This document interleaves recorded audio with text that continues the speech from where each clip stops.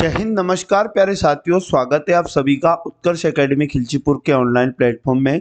इस वीडियो में हम लोग दिल्ली पुलिस कांस्टेबल एग्जाम 2023 के लिए वेरी मोस्ट और इम्पोर्टेंट जीके एंड जीएस के क्वेश्चन डिस्कस करेंगे। प्यारे साथियों, आज हम लोग इस सीरीज का 45वां पार्ट डिस्कस करेंगे। इससे पहले हमारे 44 पार्ट कंप्लीट हो चुके हैं।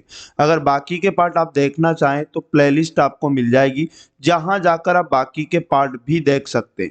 प्यारे साथियों, ये ऐसे क्वेश्चन हैं जो एग्जाम के अंदर बार बार रिपीट होते हैं, इसलिए एक भी क्वेश्चन बिना स्किप किए मेरे साथ लास्ट तक बने रहें। बिल्कुल छोटी सी क्लास होने वाली है, जिसमें आपको बहुत ज़्यादा फायदा होने वाला है।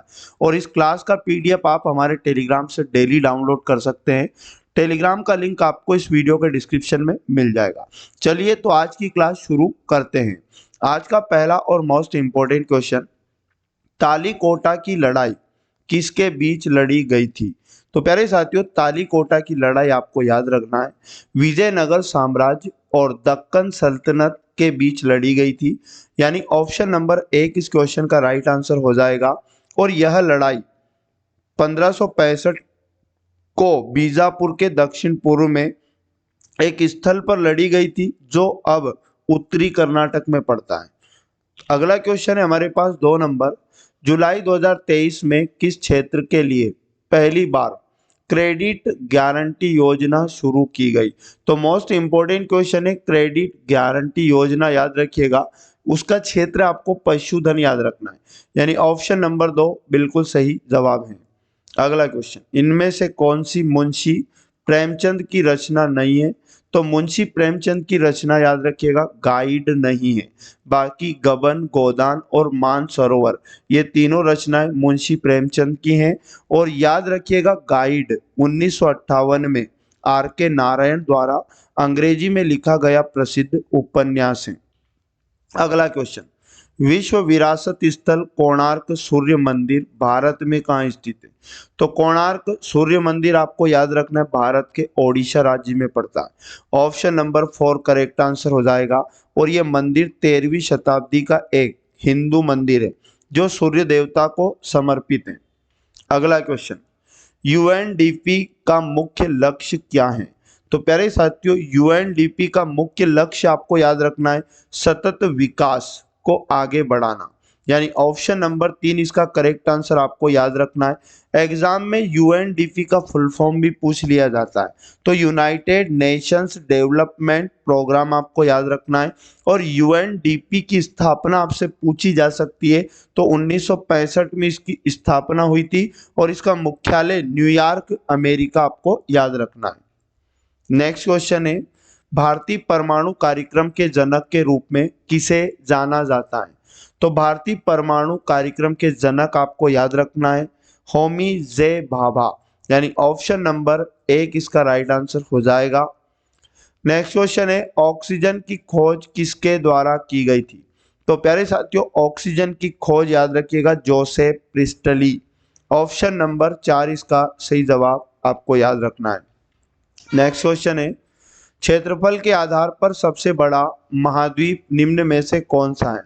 तो क्षेत्रफल और जनसंख्या दोनों के आधार पर अगर सबसे बड़ा महाद्वीप पूछ लिया जाए, तो आपको याद रखना है एशिया महाद्वीप। ऑप्शन नंबर 3 इसका सही जवाब आपको याद रखना है। और उसके बाद अगर एग्जाम में पूछ ले सबसे छोटा महाद्वीप कौन सा है, तो ऑस्ट्रेलिया फिर आपको याद रखना है। नेक्स्ट क्वेश्चन, निम्नलिखित में से कौन सा मंत्रालय राष्ट्रीय हरित हाइड्रोजन मिशन को लागू करने के लिए जिम्मेदार है? तो इसका सही जवाब आपको याद रखना है, नवीन और नवीकरणीय ऊर्जा। ऑप्शन नंबर 2 बिल्कुल करेक्ट आंसर है। अगला क्वेश्चन नंबर 10 है, आर्द्रता मापने के लिए किस यंत्र का प्रयोग किया जाता है? तो प्यारे साथियों, आर्द्रता को मापने के लिए याद रखिएगा, हाइग्रोमीटर का प्रयोग किया जाता है। यानी ऑप्शन नंबर 4 इसका सही जवाब है। अगर एग्जाम में पूछ ले ये बैरोमीटर किस काम में आता है, तो वायुमंडल के दबाव को मापा जाता है इसके द्वारा। और हाइड्रोमीटर आप याद रखिएगा, इसका उपयोग पानी के नीचे ध्वनि मापने के लिए किया जाता है। अगला क्वेश्चन है, भारत के संविधान के अनुसार राष्ट्रपति के पास अध्यादेश जारी करने की शक्ति है। यानी किस अनुच्छेद के अनुसार भारत के राष्ट्रपति के पास अध्यादेश जारी करने की शक्ति है? तो सही जवाब आपको याद रखना है अनुच्छेद 123। और अनुच्छेद 121 का संबंध आप याद रखिएगा, इसमें संसद से चर्चा पर प्रतिबंध का जिक्र है। और अनुच्छेद 125 आप याद रखिएगा, ये न्यायाधीश के वेतन और अन्य से संबंधित है। और अनुच्छेद 127 से याद रखिएगा, ये तदर्थ न्यायाधीशों की नियुक्ति से संबंधित है। नेक्स्ट वाला क्वेश्चन है, निम्नलिखित में से किस नौसेना जहाज ने द्विपक्षीय अभ्यास नसीम अल बहर 2022 में भाग लिया? तो जहाज का नाम आपको याद रखना है INS त्रिकंद और INS सुमित्रा। ऑप्शन नंबर 1 सही जवाब आप याद रखिएगा। अगला क्वेश्चन है, बादामी की गुफाएं किस धर्म से संबंधित है? तो शैव, वैष्णव, जैन, उपरोक्त सभी। तो याद रखिएगा, ये जो बादामी की गुफाएं उपरोक्त सभी धर्म से संबंधित है। अगला क्वेश्चन है, सिंगालीला राष्ट्रीय उद्यान भारत के निम्नलिखित में से किस राज्य में स्थित है? तो प्यारे साथियों, सिंगालीला राष्ट्रीय उद्यान याद रखिएगा, ये भारत के पश्चिम बंगाल राज्य में स्थित एक राष्ट्रीय उद्यान है। ऑप्शन नंबर 2 सही जवाब है। अगला क्वेश्चन है, निम्नलिखित में से किस खेल में बैकस्टिक शब्द का प्रयोग किया जाता है? तो बैकस्टिक शब्द का प्रयोग याद रखिएगा, हॉकी खेल में किया जाता है, यानी ऑप्शन नंबर 3 इसका राइट आंसर हो जाएगा। तो प्यारे साथियों, इस तरह से ये थे आज के 15 और वेरी मोस्ट इंपॉर्टेंट क्वेश्चन।